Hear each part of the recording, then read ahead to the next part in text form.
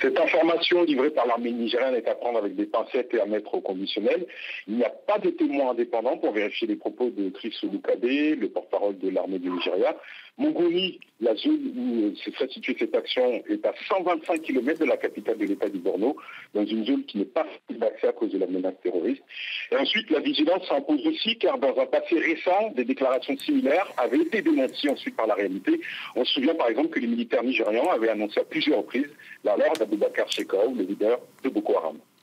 Alors ce succès de Monguno annoncé cet après-midi tombe à pic pour les autorités du Nigeria. Il viendra en effet contredire la dernière vidéo de Boko Haram postée hier soir sur Twitter. Dans ce message, Aboubacar Shekau, le chef de la secte armée, promettait que ses combattants empêcheraient le déroulement du scrutin du 28 mars prochain. Une chose est sûre, tout comme les autres États de la coalition interafricaine, le Nigeria veut prouver sa détermination à éradiquer la menace Boko Haram. Et dans un contexte politique et économique difficile, Abuja a besoin de bonnes nouvelles. On le rappelle, Goodluck Jonathan, candidat à sa propre élection, est toujours le chef des armées.